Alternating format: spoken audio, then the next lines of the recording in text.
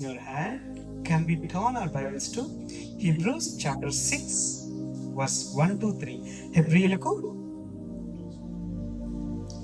6వ అధ్యాయము మొదటి 3 వచనాలు. ఎవరైనా తెలుగులో చదువుతారా?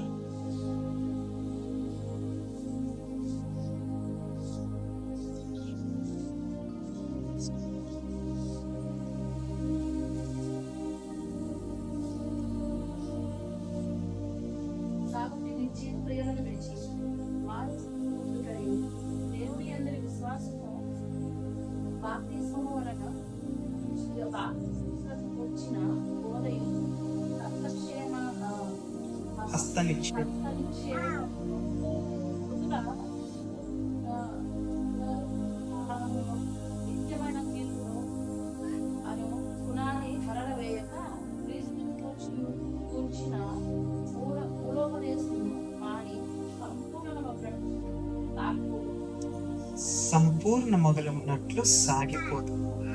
ఒక చిన్న ప్రార్థన చేసుకుంటాం. Father God, Lord, we thank you for the day that what you given us. We thank you for the praise that what only that you can get through us, Lord, my God. We all are unworthy, Father. Yes, Lord. ఏ మాత్రము కూడా ప్రభువైనా పనికిరాని వాళ్ళు, కానీ తండ్రి నీ కృపలో భద్రపరిచి మమ్మల్ని ఇంతవరకు సజీవు లెక్కలోంచి ప్రభువైనా మా ఎదుటి నుంచి నువ్వు ఎక్స్పోర్ట్ చేస్తున్నారు. ఒకటే ప్రభువైనా స్తుతి యాగమును నీకు ఒక బలిగా అర్పించడం కృపనే మాకు ఇచ్చారు. దాన్ని బట్టి మమ్మల్ని ఆచరించుకున్నాం తండ్రి. జరిగిన ఆరాధన అంతట్లో కూడా దేవానైనా నీవే మహిమ ఘనత ప్రభావములు పొందామని నమ్ముతున్నాం తండ్రి.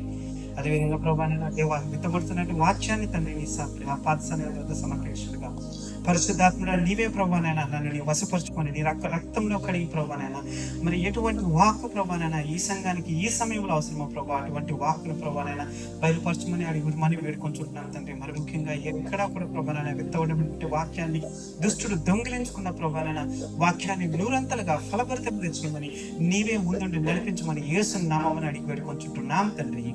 ఆమేన్, ఆమేన్, ఆమేన్, ఆమేన్. ఎస్, ఈ చదవబడినటువంటి వాక్యము చాలా ఇంపార్టెంట్. గడిచిన 2 నెలల నుంచి ఈ వాక్యం మీద ధ్యానిద్దాము అని చెప్పేసి అనుకుంటున్న ప్రతిసారి God is bringing me different topics. కానీ ఎంతో ప్రార్థన ఎప్పటి నుంచో వెయిట్ చేస్తున్నప్పటి నుంచి చివరికి దేవుడు ఇచ్చినటువంటి అవకాశం ఈరోజు. సో ఈ ఒక పునాది ఫౌండేషన్ ఫర్ ఎ క్రిస్టియన్. మళ్ళీ ఒకసారి ఎవరైనా చదువుతారు? నిర్జీవ క్రియలను విడిచి మారు మనసు పొందుటకు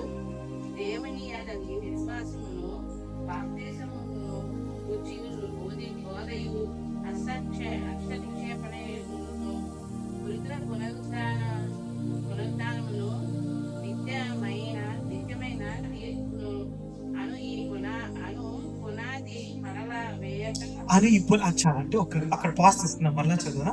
అను ఈ పునాదిని మరలా వేయక క్రీస్తును గురించినటువంటి మూలోపదేశము మాని. అంటే దేవుడు 5 రొట్టెలు 2 చేపల్ని పంచిపెట్టారు. దేవుడు మీ కష్టాలు తీరుస్తాడు, దేవుడు మీకు అద్భుతాలు చేస్తాడు, దేవుని కుమారుడు యేసు ప్రభువు అనేటువంటి మూలోపదేశము మాని సంపూర్ణ మగునట్లు సాగిపోదము.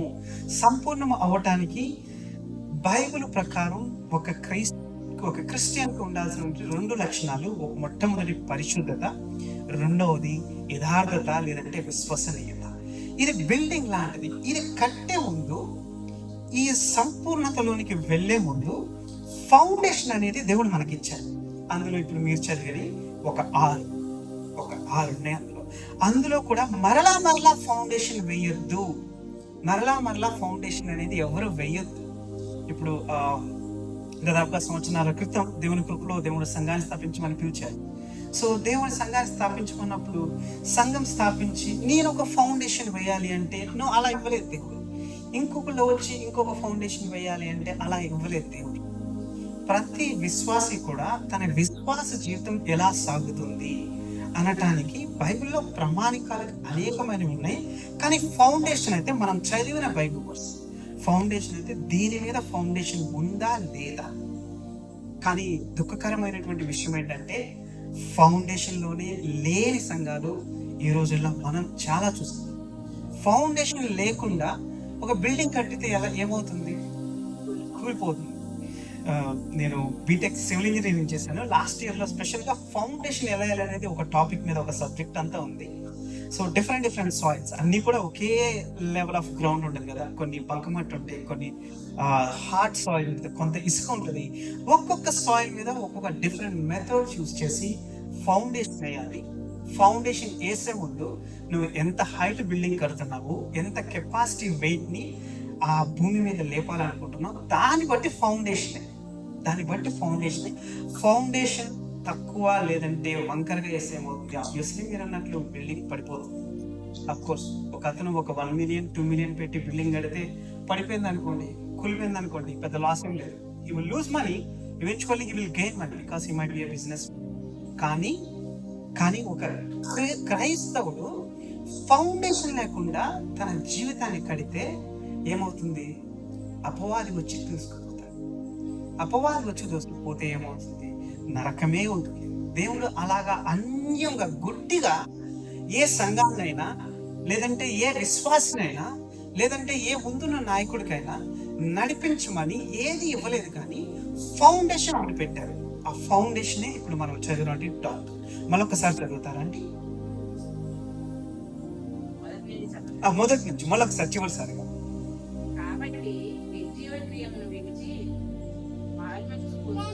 మొట్టమొదటిది మారు మనసు పొందటం,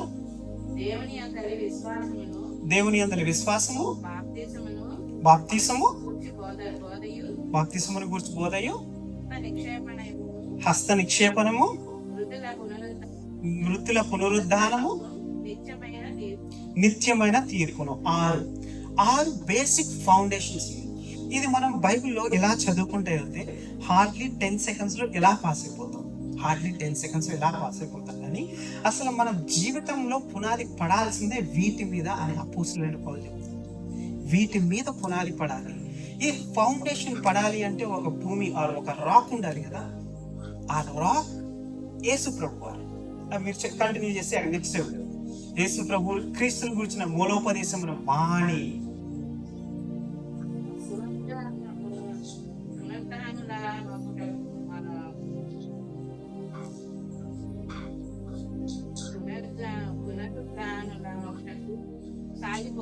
సాగిపోదము. క్రీస్తుని గురించిన మూలోపదేశము మాని నాకు మాట కూడా ఉంటుంది. ఫస్ట్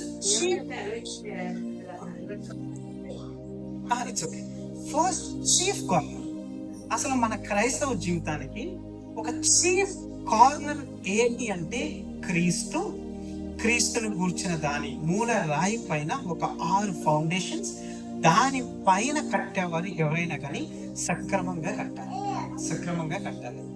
కానీ ఉన్నట్టుగా మాట్లాడుకుంటే ఈరోజు మనం చర్చ్ అని గ్యాదర్ అయ్యి కొన్ని సంఘాలు మీకు తెలిసే ఉంటుంది. కొన్ని సంఘాలు యేసు ప్రభువుని దేవునిగా ఒప్పుకోని సంఘాలు ఉన్నాయి, అది కూడా చర్చ్. కొన్ని సంఘాలు పరిశుద్ధాత్మ అభిషేకాన్ని ఒప్పుకోని సంఘాలు ఉన్నాయి, అది కూడా చర్చ్. కొన్ని సంఘాలు తండ్రి అయిన యెహోవా పెద్ద దేవుడు, యేసు ప్రభు వారు చిన్న దేవుడు మీడియం, పరిశుద్ధాత్మ దేవుడు లో గ్రేడ్, 3 దేవుళ్ళు అంటారు, అది కూడా సంఘమే. మరి వీన్నిట్లో మనం ఏది మంచి సంఘం అని ఎంచుకోవాలి? మరి మన ఫౌండేషన్ ఎలా నిలుపుకోవాలి? అసలు మనకి బేసిక్ డాక్టర్ని ఏంటి? బేసిక్ డాక్టర్నే లేక చాలా మంది నశించిపోతున్నారు కదా. ఈరోజు మనకి ఎంత చిన్న ప్లేస్ ఉంది కదా, హార్డ్లీ ఒక 50-60 మెంబర్స్ వస్తే ఫిల్ అయిపోతుంది. కొన్ని సంఘాలు కెనడాలోనే యెహోవా హతసాక్షులను మనం ఇండియాలో అంటాం, జెహోవా విట్నెస్ అని ఇక్కడ అంటారు. పెద్ద ప్లేస్ ఉంటుంది, పెద్ద చర్చ్ ఉంటుంది, అది కూడా చర్చ్. కానీ వారు యేసు ప్రభు దేవుడు అని ఒప్పుకోరు. మరి రక్షణ ఎలాగా? దానికి ఫౌండేషన్ ఏంటి అసలు? మరి కొంతమంది పరిశుద్ధాత్మను ఒప్పుకోరు. యేసు ప్రభు వారు మరణించి వెళ్ళిపోయారు. మరి ఇక్కడ మనకు ఆదరణకర్త, మనల్ని నడిపించేది ఎవరు? సంఘానికి పెద్ద పరిశుద్ధాత్మను దేవుడు పెట్టారు కదా. కొంతమంది అది ఒప్పుకోరు. అందుకనే బైబిల్ సాక్ష్యం చెప్తుంది. మీరు 3 సార్లు చదవండి, మళ్ళీ చదవద్దు, టైంని గుర్తుపెట్టుకొని ముందుకు వెళ్దాము. ఫౌండేషన్, బేసిక్ ఫౌండేషన్ ఇది. దీన్ని ఫౌండేషన్ గా లేపి దానిపైన ఎవరైనా కట్టాలి. దానిపైన ఒకడు తన విశ్వాస జీవితాన్ని కట్టాలి. ఇందులో ఏ ఒక్కటి మిస్ అయినా కూడా వారి విశ్వాస యాత్ర, విశ్వాస జీవితం కూలిపోతుంది. కష్టాలు వచ్చినప్పుడు, అపవాది పరీక్షించడానికి వచ్చినప్పుడు నిలబడు. అందుకని బేసిక్ ఫౌండేషన్ గా ఆల్ మన ముందున్నాయి. అందులో ఒకటి పునాది రాయనటువంటి యేసుక్రీస్తు గురించి ఈ రోజు ధ్యానించుకుందాం. అండ్ ఇది ఒక్కరోజు అయ్యే టాపిక్ కాదు, చాలా పెద్ద టాపిక్. కనీసం 6 నుంచి 7 వారాల ధ్యానం అయితే పడుతుంది. ఎంతో ప్రార్థనతోటి దేవుని దగ్గర ఎదురు చూస్తూ ఉన్నారు ఈ సిరీస్ స్టార్ట్ చేద్దామని చెప్పేసి. కానీ దేవుడు ఈ దినాన కృపనిచ్చారు. సో దేవుని చిత్తం అయితే try to attend most of the services. In case ఏదన్నా మిస్ అయితే ఆన్లైన్ ఇచ్చినంత గొప్ప వాళ్ళమేం కాదు, కానీ అన్ని యూట్యూబ్ లో అప్లోడ్ అయితే. సో దేవుని కృపిస్తే మేబీ యూట్యూబ్ లో ఒకసారి చూడండి ఏంటి అని చెప్పేసి. బేసిక్ టాపిక్, కానీ మనం పైన చదివినంత ఈజీగా ఉండదు. లోతైన మర్మాలు చాలా ఉంది. అన్నిటి ఒక్కొక్క దాని గురించి ఒక్కొక్క వారం మాట్లాడడానికి ప్రయారిటైజ్ చేస్తాం.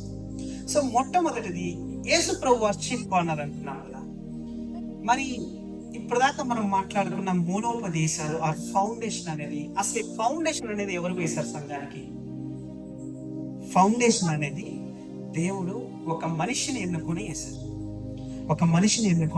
అపోస్తలుడైనటువంటి పౌలు. 1 కొరింథీయులకు 3వ అధ్యాయము 10 నుంచి 11 వచనం.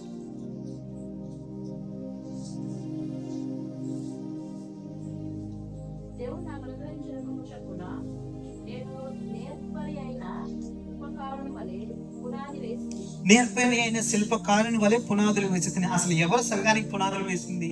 యేసు ప్రభు వారు chief corner stone.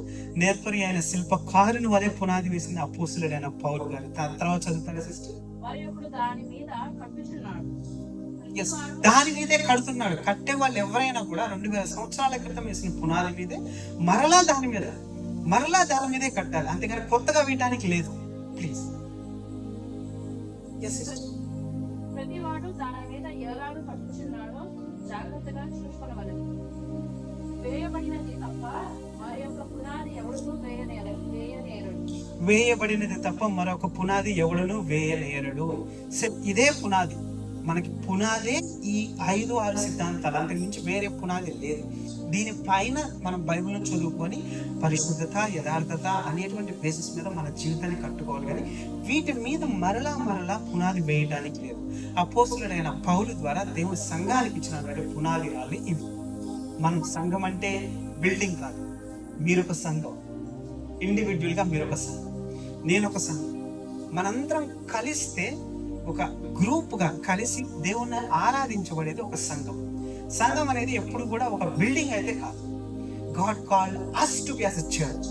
God says that your body is a temple of the Holy Spirit. పరిశుద్ధాత్ముడు నివసించేటువంటి ప్రదేశము మీ దేహం. సో మీ దేహం ఒక సంఘం. ఆ సంఘాన్ని ఈ పునాదుల మీదే నిర్మించాలని. అందులో మొట్టమొదటిది క్రీస్తే మూలరాయి. Ephesians chapter 2 verse 20. Ephesians chapter 2 verse 20.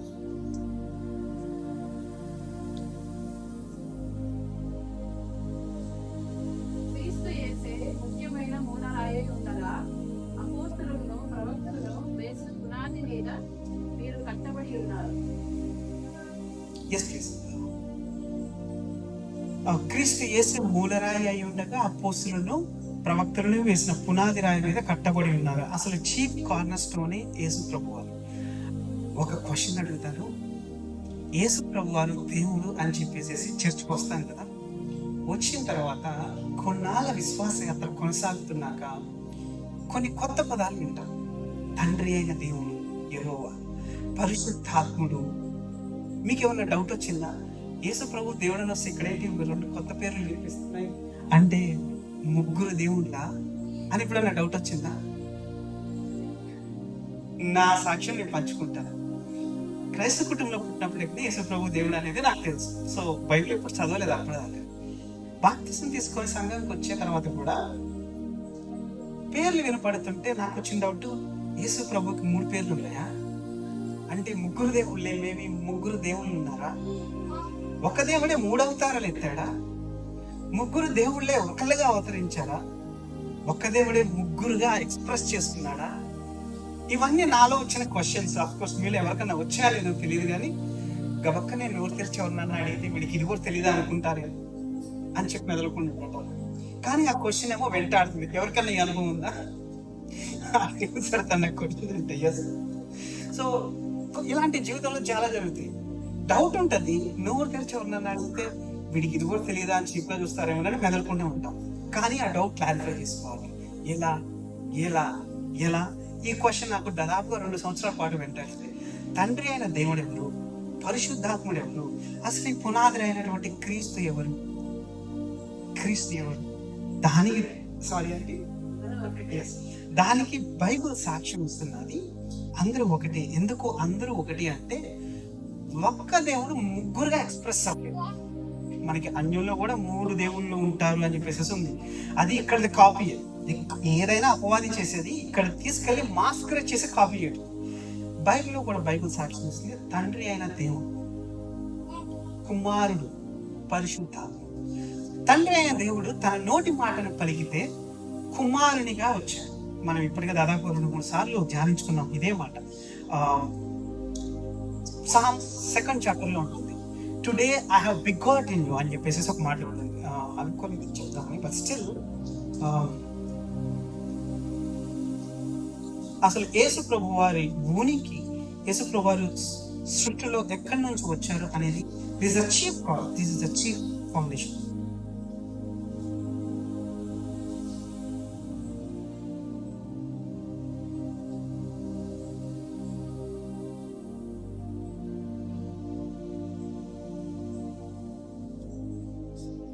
Yes, 7వ అధ్యాయంలో ఎవరైనా చదువుతారా? 7వ అధ్యాయం, Psalms 2nd chapter 7th verse.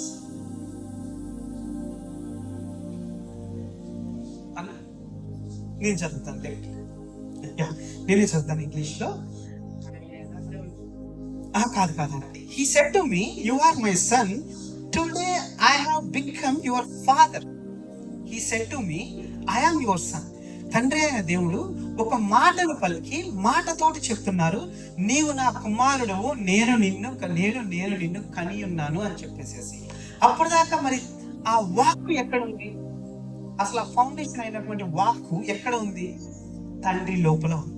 తండ్రి ఒక మాట పలికితే ఒక వాక్కుగా బయటికి వచ్చింది. యోహాను సువార్తలో కూడా ఉంది కదా, ఆదియందు వాక్యములను, వాక్యము దేవుడై ఉండను అని చెప్పేసి. అది ఇక్కడ కనెక్ట్ అవుతుంది. Psalms 2nd verse 7, 2వ అధ్యాయము 7వ వచనంలో ఉంటుంది. 2వ అధ్యాయము 7వ వచనంలో చదువుతానండి తెలుగులో. ఆయన యథార్థవంతుడు మధ్యలో చేయండి, యుద్ధం ఆగుతున్నా తప్పక నడుచుకుని వారికి ఆయన ఏడుముగా ఉన్నారు. కాదండి, Psalms chapter 2 verse 7.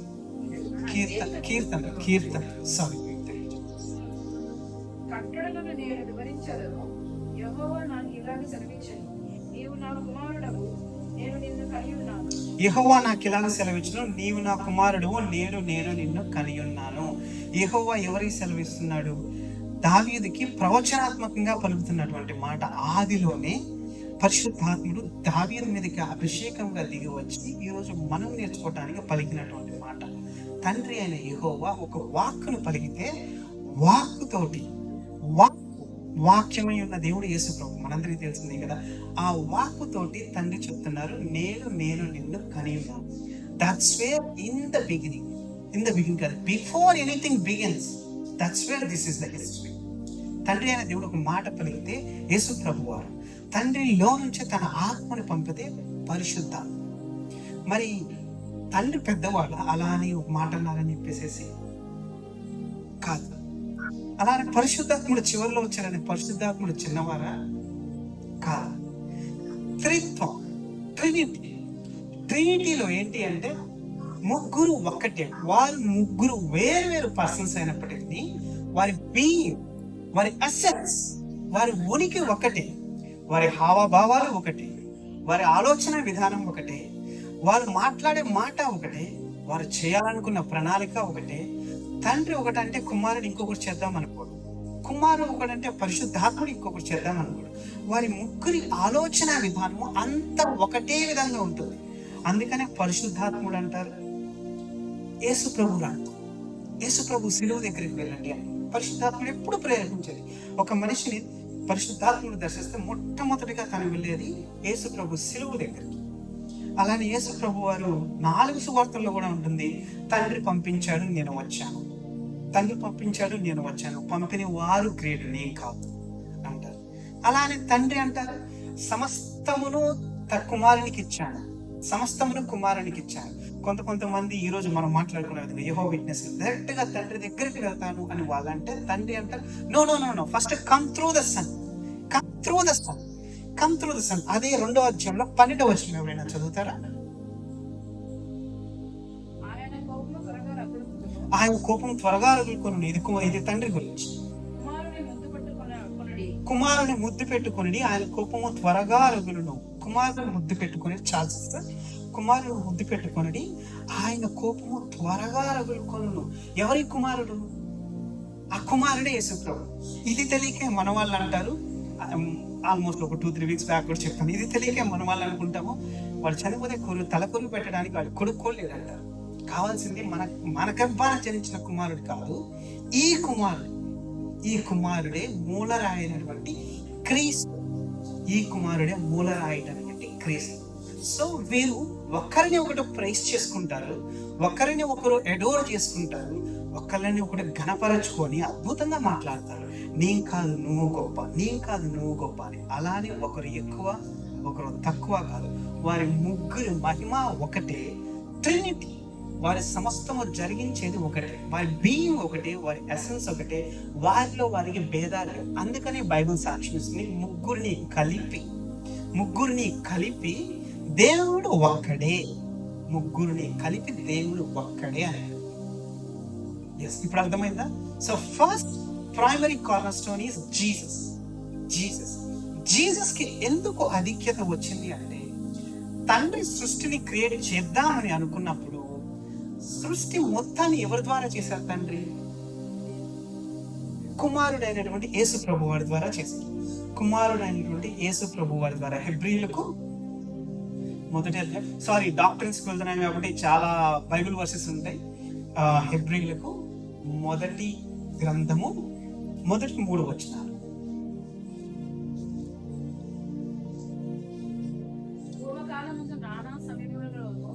నానా విధములుగా ప్రవక్తల ద్వారా మన పితరులతో మాట్లాడిన దేవుడు ఈ దినమున అంతమందు కుమారుని ద్వారా మనతో మాట్లాడను.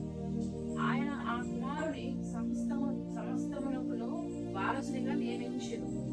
ఆయన ద్వారా ప్రపంచములను నిర్మించెను. ఆయన ద్వారా మరొకసారి చదువుతారు. ఆయన ఆ కుమారుని సమస్తమునకు వారసునిగా నియమించారు. సో ఇప్పుడు ఉన్నటువంటి సృష్టి మొత్తానికి తండ్రి ఎవరు నియమించారు? వారసునిగా కుమారుని నియమించారు. అని చదువుతారా సిస్టర్? ఆయన ద్వారా ప్రపంచములను నిర్మించారు. ఆయన ద్వారా ప్రపంచములను నిర్మించాను. ఒక ప్రపంచమే అనుకుంటాను. ప్రపంచములను నిర్మించి సమస్తమును ఎవరికి అధికారంగా ఇచ్చారు? కుమారునికి అధికారం ఇచ్చారు. ఈరోజు మనం సంఘంగా కొనిపోబడిన తర్వాత కూడా మనల్ని తండ్రి అయినటువంటి దేవుడు కుమారునికి ఒక కన్యకగా, ఒక భార్యగా అంటే మనం వేరే అర్థాలు తీసుకుంటాం, తనకి దేవునికే సరి అయినటువంటి సహకారిగా తండ్రి మనల్ని, తన సంఘాన్ని కుమారునికి ఇవ్వటానికి ఇష్టపడ్డారు. అది ఈ 3వ వాక్యంలో ఉన్నటువంటి ఎసెన్స్. ఎవ్రీథింగ్, తెలుగులో ఎలా ఉందో తెలియదు, ఇది యోహాను సువార్తలో ఉంటుంది. Everything that is existed was created by him, through him and for him. కలిగి ఉన్న సమస్తమును ఆయన ద్వారా, ఆయన కొరకు, ఆయన వలన చేయబడను. ఆయన ఎవరు అంటే చీఫ్ కార్నర్ స్టోన్ అనేటువంటి యేసు ప్రభు వారు. ఇక్కడ దాకా major foundation doctor about Jesus. ఎవరికైనా డౌట్స్ ఉన్నాయా? ఏమన్నా అర్థం కాదు ఉంటే లేదు. ఎందుకంటే చాలా మందికి తెలియదు. అండ్ ఇందాక నేను చెప్పినట్లుగా అడిగితే ఏమనుకుంటారు అనేది క్వశ్చన్స్ చాలా మందికి ఉంటాయి. సో అది దాదాపుగా గ్యాదర్ అయిన వారికి ఎవరికి ఇవ్వద్దు. సో తండ్రి, కుమారుడు, పరిశుద్ధాత్ముడు వేరైనప్పటికీ వారి ఎసెన్స్ ఒకటి, వారి బీయింగ్ ఒకటి. అందువల్లనే వారి ముగ్గురిని కలిపి ఒక్క దేవుడే అని బైబిల్ చెప్తుంది. అండ్ వారి ముగ్గురిలో తండ్రి ఒకటి అనుకున్నప్పుడు కుమారుని ద్వారా సమస్తమును జరిగించారు. అదే హెబ్రీలో ఇప్పుడు మనం చదివి మనం అనుకుంటాము కుమారుడు అనేటువంటి యేసుప్రభువు వారి సమస్త సృష్టిని కలుగు చేసి అందులో సమస్తమును ఏర్పాటు చేసి మనం పెడితే కొంతమంది అంటారు దేవుడేడి అంటారు. అసలు నువ్వు కలిగిందే ఆయన వలన, నువ్వు ఉంది ఆయన వలన. ఆ ప్రపంచం ఎంత పెద్దది, దేవుడు ఎంత గొప్పవాడు అని చెప్పడానికి ఒక చిన్న వీడియో, ఒక 2 minutes వీడియో ప్లే చేస్తారా? దేవుడి సృష్టి కొంత మానవుడు కనుగొన్న దాంట్లో కొంత, అవన్నీ మిల్కీ వేస్. ఒక్క మిల్కీ వేస్ లోనే ఎన్ని కోట్ల యూనివర్సెస్ ఉన్నాయి. అందులో మన భూమి ఎంత, అందులో మన దేశం ఎంత, మన ఉండే ఇల్లు ఎంత, మనం ఎంత, ఇంతలో ఇంత అంత పెద్ద దేవుణ్ణి పట్టుకొని కొంతమంది అడుగుతారు దేవుని ఉంటే చూపించు అంటారు. కానీ బైబిల్ చెప్తుంది అసలు నీ ఉనికి ఉందే దేవునిలో. Your existence is in God, your being is in God. మనం రూమ్ లో ఉన్నాం కదా, ఇప్పుడు రూమ్ ఉంటే చూపించు అంటే ఎంత ఫూలిష్ థింగ్ అది. ఒకసారి అది ఇంకా అన్ప్రాపర్డ్ వీడియో, అది నేను ఇంకా మంచి వీడియో కోసం వెతికాను, చూసింది ఐ కుడెంట్ ఫైండ్ ఇట్. అసలు అంత పెద్ద సృష్టిని దేవుడు తన నోటి మాట ద్వారా కలుగు చేసి అందులో ఒక భూమి అని ఒక చిన్న గ్రహం, ఒక మైన్యూట్ గ్రహంలో సమస్తమును మనిషిని క్రియేట్ చేయటం, సమస్తమును ఎంచి భూమి మొత్తాన్ని ఒక వెయిన్ స్కేల్, కాటా అంటారు కదా చిన్నప్పుడు కొట్టుకెళ్తూ ఉంటే, కాటాలో దూసి అందులో ఎంత బరువు ఎక్కడ ఉండాలి, కొండలు ఎక్కడ ఉండాలి, పర్వతం ఎక్కడ ఉండాలి, ఎక్కడ ఎత్తు ఉండాలి, ఎక్కడ పల్లం ఉండాలి అని అంత వెయిన్ లో మెజర్ చేసి, వాటర్ ఉంటాయి కదా, ఇప్పుడు మనం నాయగరా బీచ్కి వెళ్తే వాటర్ ఉంటాయి, సమస్త సృష్టిలో ఉన్న వాటర్ ని ఇలా పట్టుకుంటే దోసిలి అంటారు. ఇలా ఇది చెయ్యి, ఇది దోసిలి. ఇందులో చివరి భాగం ఉండేది పొడిసిటి, అంత సృష్టిలో ఉన్న వాటర్ మొత్తాన్ని దేవుడు ఇలా పొడిసిట్లో తీసుకొని ఇలా పోస్తే అప్పుడు ఈ వాటర్ అంతా పనికొచ్చు. అర్థమైంది దేవుని సృష్టి ఎంత గొప్ప, దేవుడు ఎంత పెద్దవాడు అర్థమైంది కదా. ఒకసారి దానికి రుజువే యెషయా గ్రంథం 40:12. ఒక్కోసారి అనిపిస్తుంది అసలు దేవుని సృష్టిని చూస్తేనే చాలు కదా మనకి ఎంత ధైర్యం వస్తుందో, ఎంత గొప్పదేమో. యెషయా గ్రంథం 40:12.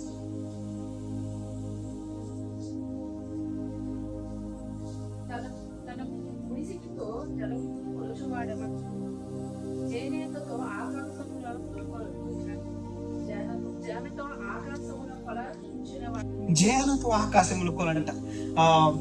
చేన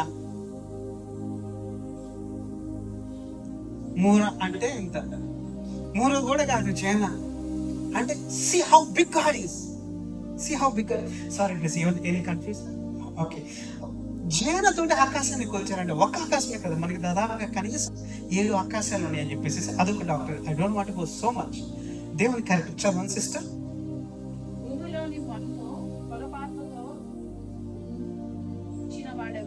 మన్ను మొత్తాన్ని కొలపాతలు అంటే కాటాల వెయిన్స్ కింద ఉంచిన వాడెవడు, త్రాసుతోటి పర్వతంలోనే త్రూచిన వాడెవడు. ఇది యాక్చువల్గా మొదట్లో యేసుప్రభు వారి గురించి ఉంటుంది, దాని తర్వాత ఆయన గురించి చెప్పుకుంటా ఈ వాక్యం మనం చదువుతున్నది. సమస్తమును వాటి మొత్తాన్ని పుడిసిట్లో పోల్చి ఒక వెయిన్స్ కింద పెట్టి సమస్తమును సరైనటువంటి రీతిలో అన్ని రోజులు ఆ రోజులు ఏర్పాటు చేసి చివరికి దేవుడు మనిషిని క్రియేట్ చేసి దేవుడు చెప్తున్నారు, I engraved you in my palm. చూడుము నా అరచేతులలో నేను నిన్ను చెక్కి ఉన్నాను అని చెప్పేసి ఒక మాట ఉంటుంది. 49:16 అదే పుస్తకం సిస్టర్, యెషయా గ్రంథం 49:16.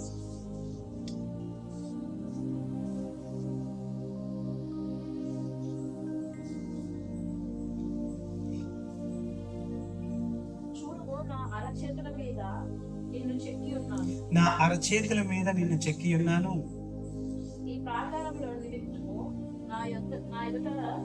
ప్రాకారంలో నిత్యము నా ఎదుట నిలుచున్నాను.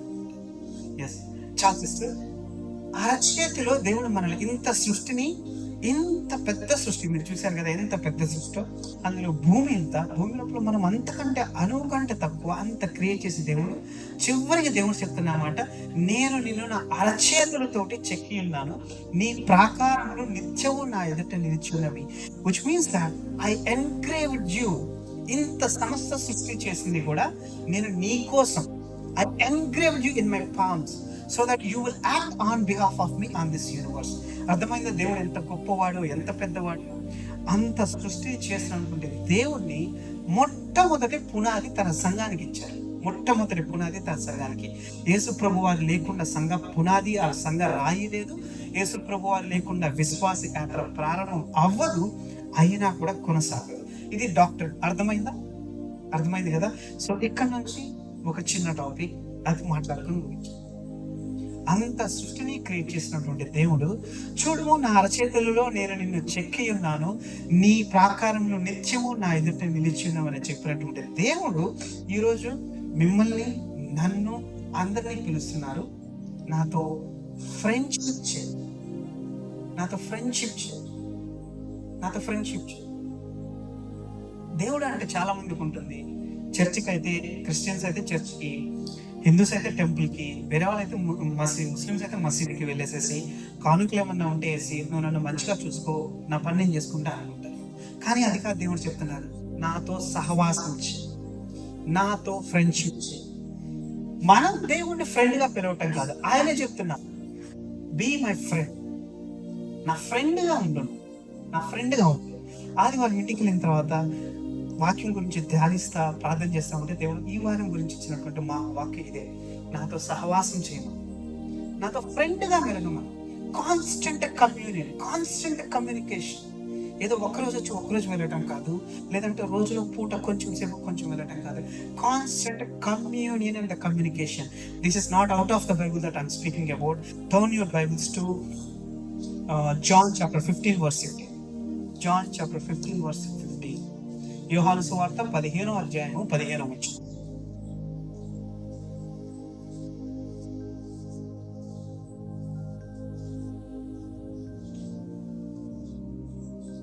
దాసుడు తన యజమానుడు చేయుతాడని ఎరుకడు కనుక ఇక మిమ్మల్ని దాసులని పిలవక స్నేహితులని పిలుస్తున్నాను. దాసులు తన యజమానుడు చేయనది తెలియదు గనక ఇక నేను మిమ్మల్ని దాసులు అని పిలవక స్నేహితులు అని పిలుచుచున్నాను. ఇక్కడ శిష్యులు దేవుని స్నేహితులను పిలుస్తున్నారా, దేవునే శిష్యులని స్నేహితులను పిలుస్తున్నారా? యేసు ప్రభు వారే తన శిష్యుడికి లాస్ట్ సప్పర్ రోజు ఆయన చాలా ఎమోషనల్ మీటింగ్ లో he's giving a word that I'm not calling you as my servant, you are no longer a servant. See, the relationship between a servant and his master is, a servant will perform his duties and the master will give the paycheck and shake off their hands. That's it. That's all it is about. But when it comes to the friendship, it's different. They will talk. They will exchange their feelings. They have a constant communion with each other. They know about each other deeply. There is a deep intimacy in friendship relation. And that is what that God is calling. Be my friend. It is not you and me that calling God as a friend.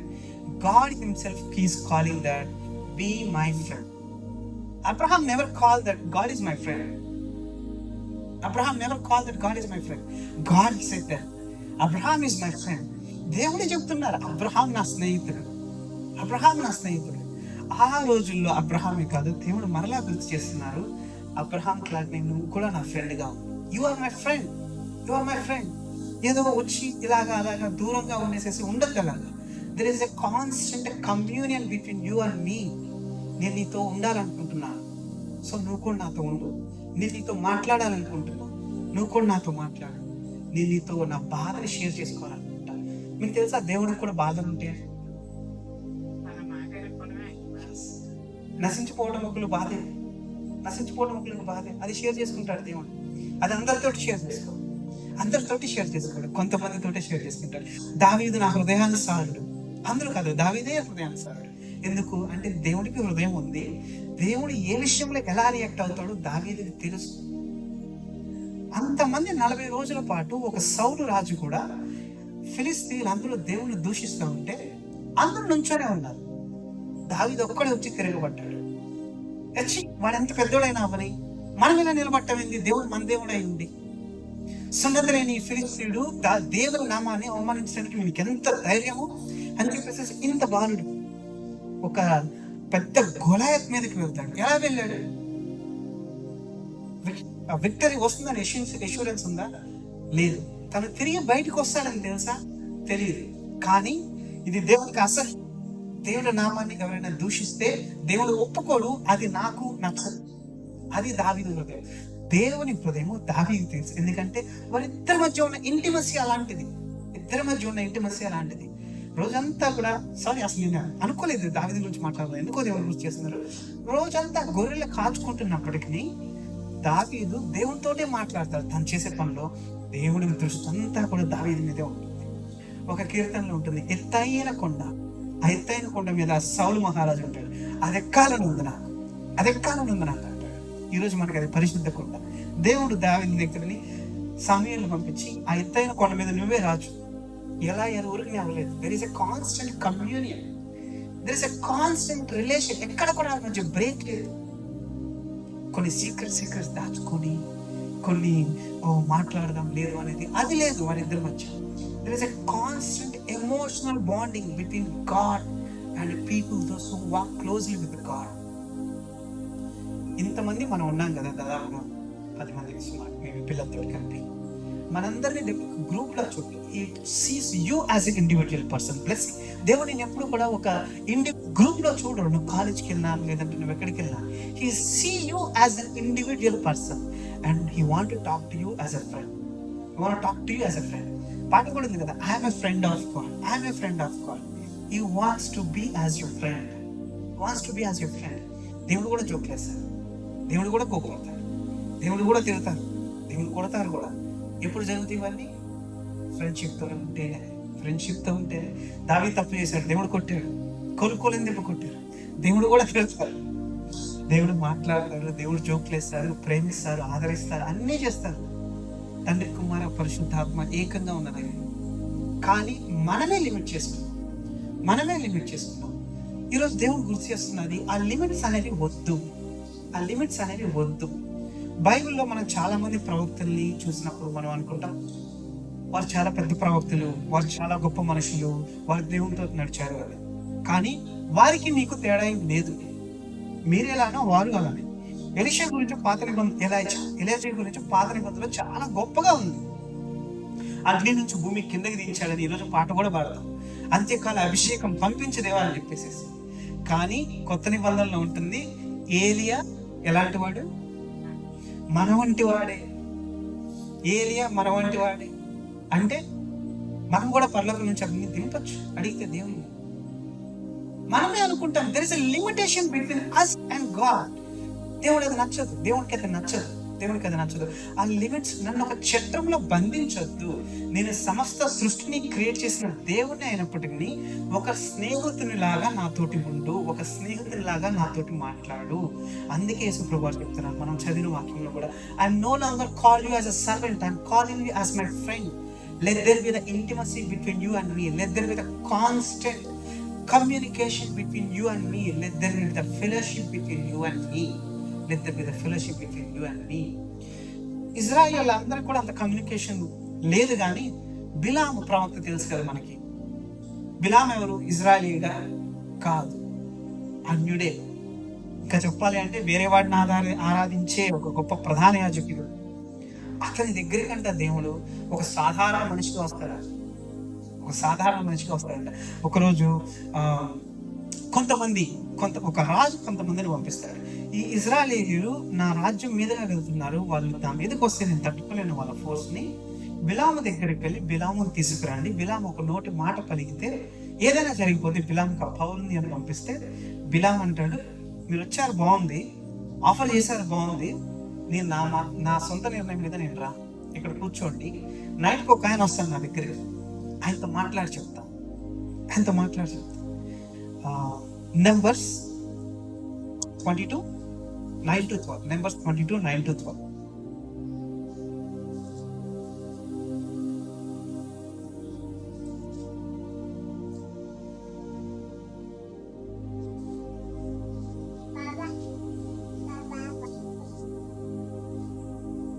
9వ అధ్యాయం చదువుతారా?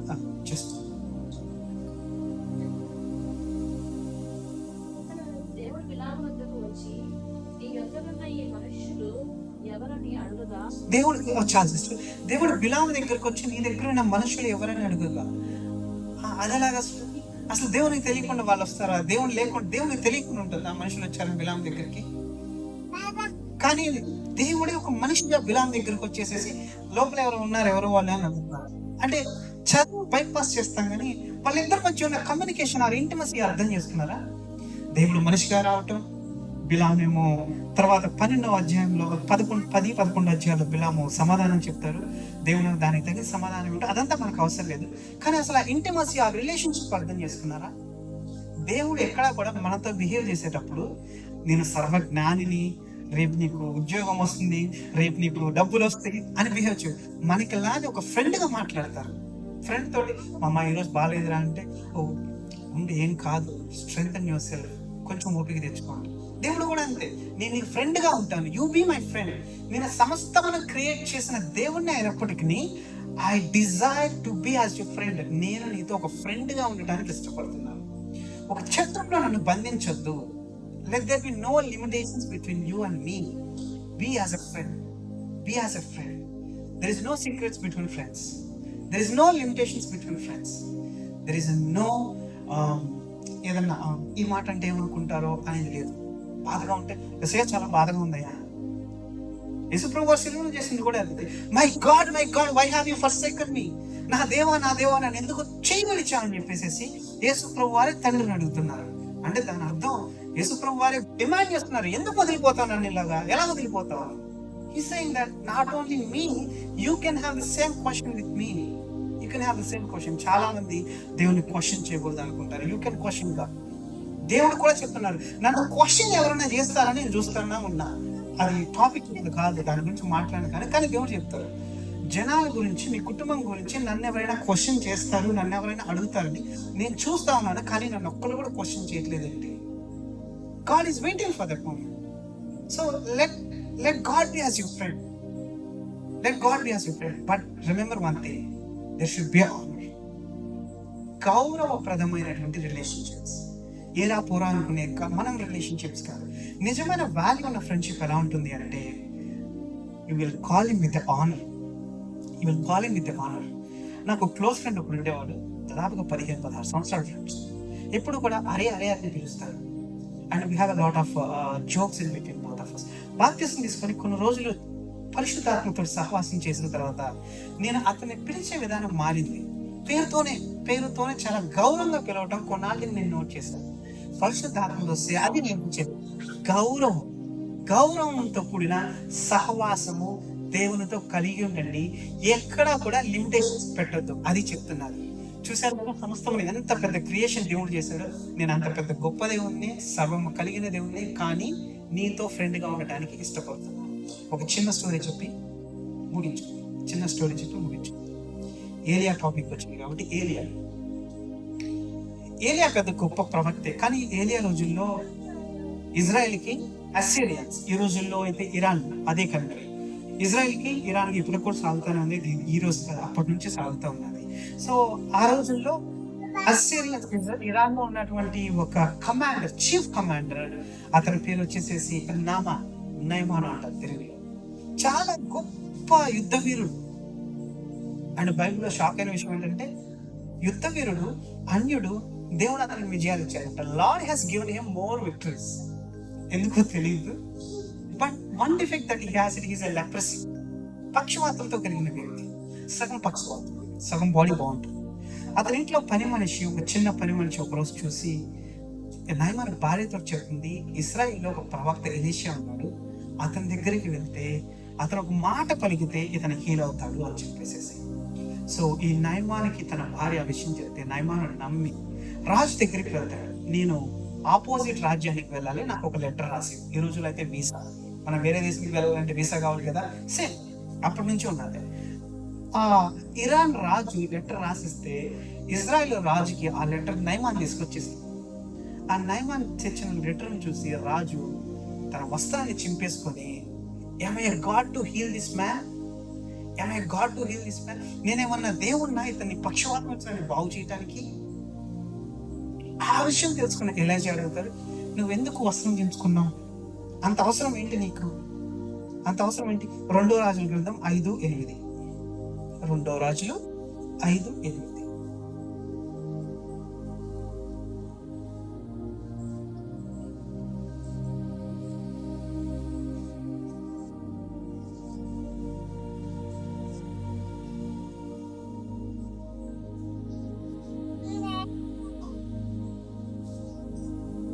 ఇశ్రాయేలు రాజు తన వస్త్రమును చింపుకొనిన సంగతి నైవేద్యమైన ఎలీషాకు వినబడినప్పుడు అతడు,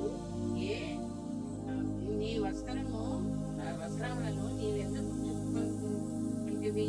ఇశ్రాయేలులో ప్రవక్త ఒకడు ఉన్నాడు, అతనికి తెలియబడినట్టు అతన్ని నా వద్దకు రాలేము అని రాజునకు వర్తమానం చేశాడు. ఎసెన్స్ ఏంటి అంటే ఎలీషా ప్రవక్త రాజును అడుగుతున్నారు, నువ్వు వస్త్రాలు చించుకోవాల్సినంత అవసరం ఏంటి? అతన్ని నా దగ్గరికి పంపించు, నేను డీల్ చేస్తాను అతనితోటి. ఇక్కడ మీనింగ్, ఇందులో ఉన్న ఇంకో మీనింగ్ ఏంటంటే, రాజు చేయలేని పని ఒక దేవునితో సహవాసం చేసే వ్యక్తి చేస్తారు. రాజ్యాలు, అధికారులు కొన్ని లాస్ పాస్ చేస్తారు. దాన్ని మార్చే అధికారం, మార్చే శక్తి ఏమీ తెలియని అమాయకంగా కల్పించే తన సంఘానికి అంటే మీకుంది. మనం మోకరించి ప్రార్థన చేస్తే ఆ శక్తి మనకుంది. King say I cannot do this. తన బట్టలు చించుకున్నాడంట, నేను ఎలా ఒక పక్షపాతం కలిగిన వ్యక్తిని బాగు చేస్తాను? కానీ ఎలీషా అన్నాడు, నీకు అంత అవసరం ఏంటంటే నీ వల్ల డీల్ చేయకపోతే నాకు పంపించి నేను చేస్తాను. A king may pass laws, but he cannot do so much. Being as a children of God, being as a person that who maintain a friendship with a God, when you pray, barren wombs will open. When you pray, sick people will get back. When you lay your hands upon people, there will be a deliverance, there will be a healing, there will be a restoration. That is a power that a person who have intimacy with the God carries.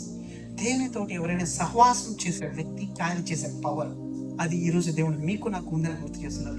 ఎవరికి అంటే అందరికీ కాదు. దేవునితోటి ఎవరైతే అన్యోన్యముగా నడుస్తారో, king బట్టలు చించుకున్నాడు, కానీ ఒక చిన్న ప్రవక్త, తను చాలా పీల వ్యక్తి. ఎలీషా అనే వ్యక్తి చాలా బక్కగా ఉండే వ్యక్తి. అతను చెప్తున్నాడు, ఆ కమాండర్ నా దగ్గర పంపించి నేను డీల్ చేస్తాను. మీరు దేవుడితో సహవాసం చేస్తే అదే శక్తి మీకు ఉంది. మీ ప్రార్థనకి విలువ ఉంది. ఎప్పుడు దేవుని తోటి మీరు సహవాసం చేసినప్పుడు, దేవుని తోటి మీరు సహవాసం చేసినప్పుడు ఏమవుతుంది? మీ అందరికీ తెలిసిన story. I don't take much time, cut it short. చివరికి నయమాను ఎలీషా దగ్గరికి వస్తారు.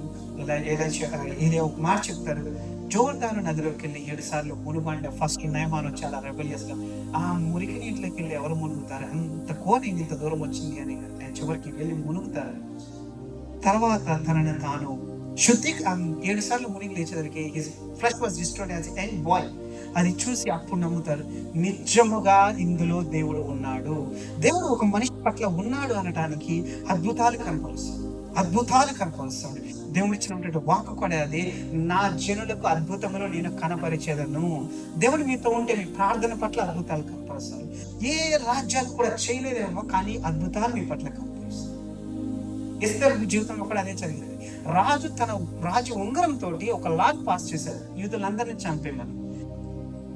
ఉంగరం కొన్నటువంటి అధికారం ఏంటి అంటే, దాన్ని రాజు కూడా తిరిగి మరల్చాడు. అరే నేను బై మిస్టేక్ పాస్ చేశాను, దీనికి క్యాన్సిల్ చేద్దాం. పేరు రావట్లేదు. కానీ దాన్ని ఎవరు మార్చారు? ప్రార్థన చేసినటువంటి ఎస్తేర్, దేవునితో సహవాసం కలిగినటువంటి ఎస్తేర్. అది దేవుడు చెప్తున్నారు, నాతో సహవాసం కలిగి ఉంటే మీరు అది అవుతారు. చివరికి నయమాన్ అనే వ్యక్తి, కమింగ్ బ్యాక్ టు నయమాన్ ఎలా చేస్తుంది, నయమాన్ అనే వ్యక్తి ఎలీషా దగ్గరికి వచ్చి కృతజ్ఞతతోటి చాలా బంగారం, లెనిన్ కాటన్స్, ఈ రోజుల్లో మనకి ఈజీగా దొరుకుతాయి, ఆ రోజుల్లో అంత ఉండదు. ఈ రోజుల్లో మనకు దొరికేది కూడా fake linen cotton, premium linen cotton clothes అన్ని తెచ్చి ప్రవక్త అయినటువంటి ఏలియాకు ఆఫర్ చేస్తే ఒకే మాట అంటారు, I don't need it, take it back, నాకు వద్దివి. ఎందుకు చెప్పగలిగాడు అలాగా? దేవుని తోటి సహవాసం, నాకు దేవుడే కావాలి, దేవుడు ఉన్నాడు, నువ్వు ఇచ్చినటువంటి అన్ని సమస్యలను నువ్వే తీసుకెళ్ళిపో, you do whatever you want to. You do whatever you want. సంఘంలో ఈరోజు కూడా చాలా మంది అనుకుంటారు నేను మీ గురించి మాట్లాడు, సారీ నాకు మీ అందరూ తెలుసు మీ గురించి మాట్లాడలేదు. కొంతమంది ఆఫరింగ్ తీసుకొని సంఘంలో పేరు పొందుదామని వస్తారు, కొంతమంది ఆఫరింగ్ ఇచ్చి దేవుని కాడ నుంచి ఇంకోటి ఏదో పొందుకున్నామని వస్తారు. కానీ నిజమైనటువంటి దైవజనుడు డబ్బుకి ఎప్పుడు కూడా లొంగడు. అదే ఏరియా చేస్తుంది. I have my God as my friend. I don't need your offerings. Take it whatever you want. Take it whatever you got it. He rejected. నాయమనంట బతిమలాడాడంట, ప్లీజ్ ఏమన్నా తీసుకోవాలి అని. ఏరియా ఒకటే మాట అన్నారు, నాకేమీ వద్దు, నువ్వు తెచ్చింది నువ్వు తీసుకెళ్ళిపో ఇక్కడి నుంచి. వర్సెస్ కూడా చెప్తాను. 2 Kings chapter 16. I read because it's getting here. The prophet answered, as surely as the Lord lives whom I serve, నేను సేవించే దేవుడు ఉన్నంత కాలం I will not accept anything. నేను ఏది కూడా తీసుకొని నువ్వు ఇచ్చింది, I accept nothing. And even though Naaman urged him, he refused. నామాను బతిమలాడాడంట, ఏమన్నా తీసుకోవా ప్లీజ్, నాకు హీలింగ్ వచ్చింది, నీ ద్వారా నేను మేలు పొందాను అంటే. దేవునితో సహవాసం చేస్తున్నటువంటి వ్యక్తి, నాకు నువ్వు వద్దు, నీ ఆఫరింగ్స్ వద్దు, హీలింగ్ పొందుకున్నావు కదా, దేవుడు ఉన్నాడని నమ్మావు కదా, అది చాలు, నువ్వు వెళ్ళిపోని పంపించేశావు. కానీ దేవునితో సహవాసం లేని వ్యక్తి కూడా ఒకళ్ళు ఉన్నారు. ఇదే స్టోరీ. గెహజీ నామాను వెళ్ళిపోగానే తను అరే మాస్టర్ తీసుకొని నాకన్నా ఇస్తే బాగుండు కదా అనుకున్నాడే. నామాను వెంటపడి మాస్టర్ ఇప్పుడు కొంచెం అడుగుతున్నారు, కొంచెం డబ్బులు, కొంచెం లెనింగ్ క్లాత్స్ ఇవని తీసుకొని వచ్చి దాచిపెట్టారు. ఒక డిఫరెన్స్ అబ్జర్వ్ చేయండి. పవర్ఫుల్ స్టోరీ ఇది. దీని గురించి రోజుల తరబడి ధ్యానం చేయొచ్చు. కానీ ఒక టాపిక్ అందులో, దేవునితో స్నేహం కలిగినటువంటి వ్యక్తి సమస్తం రిజెక్ట్ చేసి be and God, he will give whatever I want. నాకు కావాల్సింది దేవుడు ఇస్తారు, ఆయన చెప్పిందే నేను చేస్తాను. దేవునితోటి సహవాసం సంబంధం లేని వ్యక్తి గెహజీ డబ్బులు వెనక పరిగెత్తుకుంటూ వెళ్ళాడు, డబ్బుల్నే పొందుకున్నాడు. చివరికి విషయం తన మాస్టర్కి తెలియదు అనుకున్నాడు, కానీ దేవుడు అన్ని బయలుపరుస్తాడు. రహస్యములు యెహోవాకు మరుగవు, సమస్తమును బయలుపరుస్తాడు. ఏ విషయం తెలుసుకున్నటువంటి ఎలైజా ఆత్మలో పోయిన కుష్టు వ్యాధి నీకు వస్తుందని చెప్పేసి చెప్పించారు. అది దేవునితోటి సహవాసం ఉన్న వ్యక్తికి లేని వ్యక్తికి తేడా. ఉన్న వ్యక్తి ఎప్పుడు ఎక్కువ ఉంటాడు, లేని వ్యక్తి ఎప్పుడు డబ్బుల కోసమే ఉంటాడు. సారీ, డబ్బుల గురించి మాట్లాడతాం, just making a difference how it's works. దేవునితో సహవాసం కలిగిన వ్యక్తి చాలా అత్యధికంగా ఉంటాడు, దేవునితో సహవాసం లేని వ్యక్తి చాలా కిందే ఉంది. అది దేవుడు పిలుస్తుంది. నేను గొప్పదే ఉన్నాయి, కానీ నీతో సహవాసం చేయడానికి ఇష్టపడుతున్నాను, నీతో మాట్లాడటానికి ఇష్టపడుతున్నాను, నీ రోజులో నువ్వు ఎటు వెళ్ళాలో చెప్పడానికి ఇష్టపడుతున్నాను, నీ అడుగులను నేను మరల్చడానికి ఇష్టపడుతున్నాను. నాతో సహవాసం చేస్తావా? Can you be my friend? Abraham is my friend, but can you be as a God friend? That's the same question God is asking. ఒక చిన్న రియల్ స్టోరీ చెప్పి ఇస్తాను. జనవరి నెలలో ఒక చోటుకి ఇన్విటేషన్ పిలిచారు, వాక్యం పరిచయం. ఒక నెల ముందు పిలిచారు, డిసెంబర్లోనే చెప్పారు నెక్స్ట్ టైం వచ్చి మా సహవాసంలో వాక్యం చేయాలి అని చెప్పేసి పిలిస్తే చాలా ప్రార్థనతోటి విశ్వాసంతో సిద్ధపడి వెళ్ళాం. ప్రార్థన చేసే వెళ్ళే కొన్ని గంటల ముందు ప్రార్థన చేస్తుంటే దేవుడు బయలుపరుస్తుంది, వెళ్ళు, ఆఫరింగ్ ఒకళ్ళు ఇస్తే తీసుకో, ఇంకేం తీసుకోకపోవాలి. నేను అనుకున్నాను, వెళ్ళిన చోట వాక్య పరిచయానికి కృతజ్ఞత ఉంటే ఎవరైనా ఆఫరింగ్ ఇస్తారు, సో తీసుకొని ప్రార్థన చేయడం అనేది ఎక్కడైనా కామన్ గా జరిగేది. మిగతా వాళ్ళు ఎందుకు ఇస్తారు, ఇదేదో మన తలంపులో వచ్చిందిలే. చివరికి అక్కడికి బయలుదేరి ప్రార్థన చేసుకుని అంతా వెళ్ళాము. పాటలు అయిపోయినాయి. దాదాపు 50 మంది పైన కాంగ్రిగేషన్ ఉన్నారు. నాకేమో భయం వేసింది లోపల, ఎందుకంటే ఎవరు కూడా తెలియని వ్యక్తులు, అందరూ తెలియని వ్యక్తులు, మోస్ట్ ఆఫ్ ద కాంగ్రిగేషన్. ఎప్పుడు పుల్పిట్ మీదకి నాకు అంతా తెలిసి వచ్చు అని అది గర్వం అవుతుంది. దేవా నాకేం రాదని చాలా భయంతో పుల్పిట్ మీదకి వెక్కాను. పరిశుద్ధాత్ముడు తన కార్యాన్ని అద్భుతంగా నేను ఎప్పుడు చూడనంత అభిషేకం ఆ రోజు దేవుడు కనబరిచారు. అందరూ చాలా ఆశీర్వదించబడ్డారు. అయిపోయిన తర్వాత ఒక స్త్రీ, బ్రదర్ ఆఫరింగ్ వస్తాను, నాకెందుకు ఇస్తున్నారని చెప్పేసి నాకు ఉద్దేశిస్తాం. రెండోసారి కూడా నేను మీ చర్చ్కి వచ్చాను, మీ దగ్గర ద్వారా కమ్యూనిటీ తీసుకున్నాను. అప్పటికే న్యూ ఇయర్ సర్వీస్కి ఇక్కడికి వచ్చాను, మీరు కూడా మీ చర్చ్ నుంచి కమ్యూనిటీ తీసుకున్నాను, సో ఆఫరింగ్ తీసుకోండి అని నాకు ఉద్దేశిస్తున్నాను. సో 3సారి కూడా అడుగుతుంటే గుంపులో రిజెక్ట్ చేయడం ఒక అన్నాడు అడిగితే బాగుంటుంది అండ్ సో తీసుకొని ప్రార్థన చేసుకొని మానేశారు. చివరికి ఇన్వైట్ చేసిన వాళ్ళు కూడా ఆఫరింగ్ ఇచ్చారు. సో అప్పటికి ఆఫరింగ్స్ అని 2 ఆఫరింగ్స్ అని దేవుడు చెప్పింది, ఒక ఆఫరింగే తీసుకో, రెండోది నీకు ఎవరైనా ఇస్తే తీసుకోవద్దు అని చెప్పేసి ఇంటికి వచ్చిన తర్వాత గుర్తొచ్చింది, అది ఇది నాకు గుర్తులేదు అప్పుడు, కానీ 2 ఆఫరింగ్స్ వచ్చినాయి, ఇది ఏం చేయాలి నేను అని చెప్పేసి అనుకున్నాను. నా ముందు 2 ఆప్షన్స్ ఉన్నాయి. Lord forgive me, I made a mistake అని ఆ డబ్బులు జేబులో పెట్టుకొని సంఘంకో పర్సనల్కో వాడుకోవచ్చు. రెండోది, దేవా ఇప్పుడు నేనేం చేయాలని ప్రార్థనలో గడిచవచ్చు. నేను నా భార్య అనుకున్నాం, దేవుడు వద్దు అనుకున్నారు, మనం ముట్టుకోకూడదని పక్కన పెట్టేసేసి ప్రార్థన చేస్తాం. Lord by mistake I accepted, tell me what should I do now, tell me what should I do. 2 రోజుల తర్వాత ఆ సిస్టర్ మరలా కాల్ చేసి, brother we're so happy that we meet you on particular meeting, మా ఇంటికి వచ్చేసి ఒక చిన్న ప్రార్థన చేసి వెళ్తారా, కొంచెం అవసరాలు అని చెప్పేసి ఇంటికి ఇచ్చారు. అది దొరికింది ఛాన్స్ అనుకొని ఆమె ఎంత ఆఫరింగ్ అయితే ఇచ్చారో అంత మరలా నా జేబుల నుంచి నేను ఒక ఎన్వలప్ లో పెట్టేసేసి వాళ్ళ ఇంటికి వెళ్ళి వాళ్ళ బాబుని ఆశీర్వదించి తిరిగి. ఎందుకు చెప్తున్నానంటే ప్రతి విషయంలో కూడా దేవుడు గైడ్ చేస్తాడు, మన అడుగులను స్థిరపరుస్తాడు. మన అడుగులు ఎక్కడ ఎటు వెళ్ళాలని మనతో మాట్లాడతారు. అంత ఇంటిమసీ దేవుడు మనతో మాట్లాడడానికి ఇష్టపడతారు. అది ఫ్రెండ్షిప్ తోనే సాధ్యం. Have a intimate relationship with God. He will guide you, he will protect and he will lead you. మొట్టమొదటిది మన పునాది రాయి యేసు ప్రభువు. అది పునాది రాయి. దానిలో నుంచి ఇంకో పాయింట్ తీసింది. ఆ పునాది అయినటువంటి యేసు ప్రభు దేవునితోటి సహవాసం కలిగి ఉండండి, మనిషిలాగా మీతో మాట్లాడటానికి ఇష్టపడతారు. 3వ పాయింట్, ఒకే ఒక మాట, ఆ సహవాసం ఎలా కుదురుతుంది అంటే ఉపవాస ప్రార్థన లేకుండా జరగదు. ప్రార్థన అన్ని విధాలుగా చేయొచ్చు, కానీ మనం ఉండేటువంటి దేహం చాలా బలహీనతతో కూడుకున్నది. దాన్ని ఇప్పటికప్పుడు లొంగ తీసుకొని ప్రార్థనలో ఉండాలి అంటే ఉపవాసం ద్వారానే. ఒక్క మాట, ఉపవాసం ఉండేటప్పుడు ప్రార్థించండి. దేహము ఆత్మని ఆకర్షిస్తుంది, పరిశుద్ధాత్మని ఆకర్షిస్తుంది, దురాత్మని ఆకర్షిస్తుంది. మరి ముఖ్యంగా ఒక మనిషి ఆకలితో ఉన్నప్పుడు తన దేహం బలహీనంగా ఉంటుంది. 2 ఆత్మలు కూడా మనిషి మీద ప్రభావం చూస్తాయి, పరిశుద్ధాత్ముడు, దురాత్మ. మీరు ఎక్కడ ఉంటున్నారనేది డిఫరెన్స్ మేక్ చేస్తుంది. దేవుని సన్నిధిలో ఉపవాసముతోటి దేవునితోటి సహవాసాన్ని ట్రై చేయండి. దేవుడు ఆ రోజుల్లో హానోకు దేవునితో నడుచుకొని పోబడ్డాడు కాదు, ఈ రోజుల్లో నీకు సాధ్యం. ఆ రోజుల్లో హానోకు, ఈ రోజుల్లో సిక్కు నుంచి ఒక ప్రవక్త వచ్చారు, భక్త సింగ్ గారు కాదు, సాధు సుందర్ సింగ్. పాదరక్షణ లేకుండా హిమాలయాల్లో నడిచిన వ్యక్తి. అతని గురించి ఈ రోజు నమ్ముతారు. అతని శవం దొరకలేదు. బహుశా దేవుడు బతికుండగానే పరలోకానికి తీసుకుపోయాడేమో అనే విధంగా కూడా నమ్ముతారు. అది మాత్రం నిజమో తెలియదు. అతను ఆ రిలేషన్షిప్ మెయింటైన్ చేశారు. ఈరోజు దేవుడు మనల్ని అధికరిస్తున్నారు. Let there be no boundaries between you and me. I'm a God, but I want to be your friend. You be my friend. I will lead you and further there is only one way, that is a fasting prayer. Praise God. So please stand your feet. Sorry, దాదాపుగా గంట 10 నిమిషాల 5 నిమిషాలుగా నడిచింది, కానీ పునాది సత్యం అనేది చాలా important కాబట్టి time తీసుకున్నాను.